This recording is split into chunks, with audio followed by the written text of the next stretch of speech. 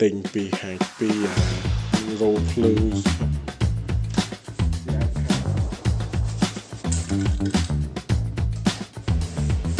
ហើយជាមិនសូវស្មាតបន្ទាប់ពីយើងអូខេសួស្តីអ្នកនាងត្រឡប់មកវិញជាមួយនឹងវីដេអូយើងសាយថ្មីហើយខ្ញុំបានចេញវីដេអូប្រហែលថ្ងៃនេះដោយសារតែបងប្អូនក៏ជិតដឹងពីស្ថានភាពបច្ចុប្បន្នផងប្រទេសយើងហើយថាមានអីកើតឡើងយើងឥឡូវតែរវល់តាមពីស្ថានភាពផងប្រទេសជាតិដូច្នេះប្រហែលជាអត់បានចេញវីដេអូច្រើនតែលើកនេះគឺយើងចេញវីដេអូសារឡើងវិញដោយយើងមានប្រធានបទថ្មីមួយដោយយើងបានមានធុងម៉ូតូចាស់មួយដែលទិញពីហាងជប៉ុនមកគឺពួកខ្ញុំមកទិញហើយឃើញថាវាមានសភាពមិនសូវស្អាត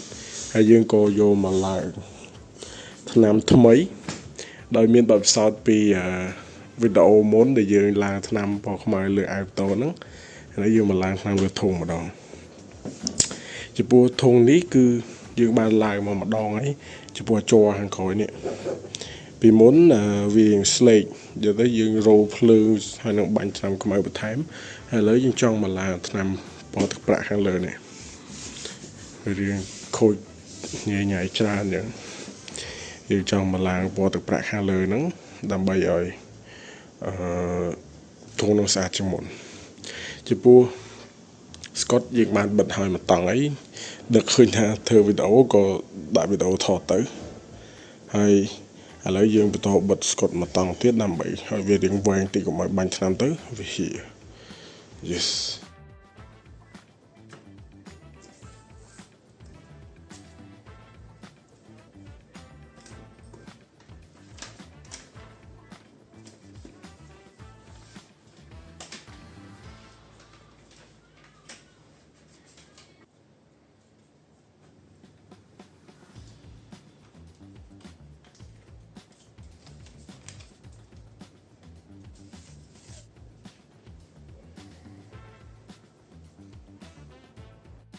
នេះយើងបិទស្កុតបិទกระดาษហើយ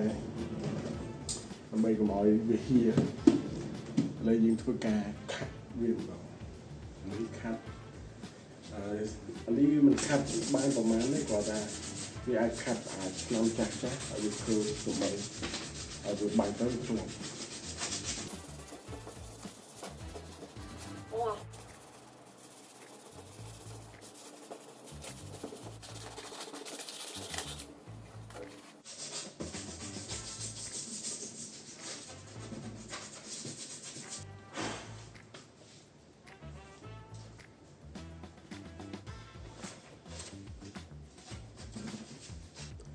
បន្ទាប់ពីខាត់រួចចូលទៅដល់ការបាញ់ថ្នាំមកលើ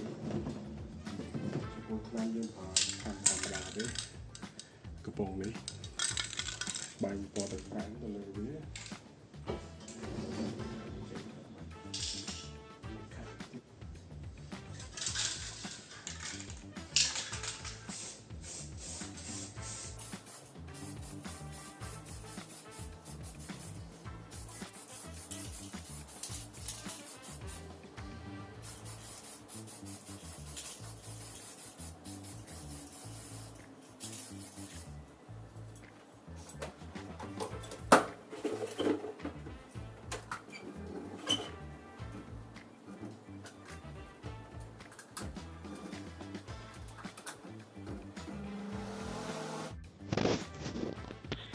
នេះបន្ទាប់ពីយើងបាញ់ហើយយើងទុកប្រហែលមួយល្ងាចដែរដើម្បីឲ្យវាស្ងួតនេះសាច់ថ្នាំវាមើលទៅប្រហែលជាមិនសូវស្មើទេជាមួយនឹងកន្លែងដែលឆ្កូត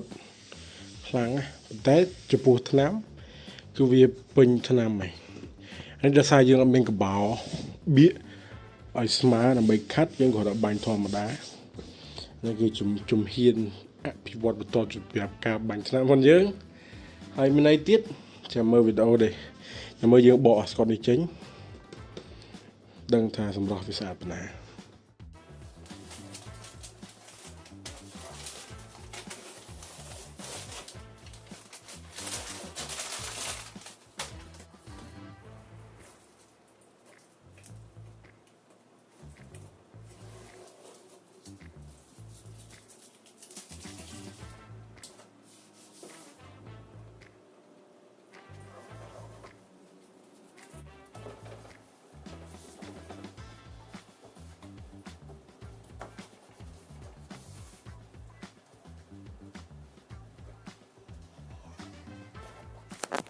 បន្ទាប់ពីយើងបានបាញ់ថ្នាំវារួចនឹងបកស្កុតចេញហើយយើងមានកំហុសយើងនៅតែមានកំហុសដោយសារយើងអត់បិទអាកដាស់នឹងវាពេញយើងបិទស្កុតតិចគិតថាអត់អីលើក៏វានៅចេញតែនេះអត់អីទេចាំយើងយកសាំងកោបឬក៏ថ្នាំឆេះមកបាញ់បានហើយទៅលើទម្រង់នេះតែបិទជ័រដូចនិយាយពីដើមអញ្ចឹងជ័រវាគឺខូចខ្លះហើយតែយើងរុះរោលភ្លើងហើយបាញ់ថ្នាំដើម្បីឲ្យជ័រហ្នឹងវារស់ឡើងវិញអានេះខាងក្នុងទៅដើមសូម្បីតែអានេះក៏យើងឡើងថ្មីដែរពីស្នាមបាញ់ថ្នាំនេះអានេះគឺយើងដាក់ស្វានវាថ្មីចំពោះការសម្អាតស្អាតការវាស្កុតនេះហើយនឹងអាថ្នាំដែលចេញអាហ្នឹងសម្រាប់ជ័រអាលូណាវាអាចប្រើថ្នាំឆេះយកមកបាញ់មកបាញ់ទៅចូល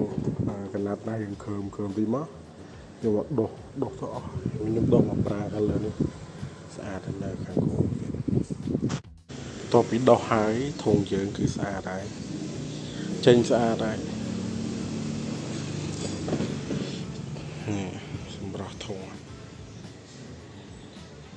នៅផ្លាកវាបាត់មិនមានទេជើងវាតែប៉ុណ្្នឹងទេតែយើងមកដាក់នៅនេះថ្មីមួយទៀតជើងលើវាដាច់ទៅដែរហើយថ្នាំក៏ឡើងថ្មីព្រោះនេះវាមានខ្សែភ្លើងតទៅសញ្ញោ3គ្រាប់នេះតែយើងបាច់តទេតាមនោះទៅនេះថ្នាំបាញ់ឡើងនេះតតិចទៅថ្នាំធ្លុះនេះតិចសម្រាប់ធុងយើងមាន2អាធំនឹង1ហើយនេះ version តូចវាតិចហើយវីដេអូក្រោយនឹងមានការដំឡើងដែលយើងតម្លើងលើម៉ូតូយើងចង់ដូរពី function អាធុងជ័រឈុងហ្នឹងដាក់ធុងមូចេះដោយសារវាធំជាងវាងាយស្រួលដោះដាក់ហើយយើងមានស្រាប់យើងមិនបាច់ចាំបាច់ទិញថ្មីអូខេចាំជួបគ្នានៅវីដេអូក្រោយទៀតតាមធៀមបទផ្សេង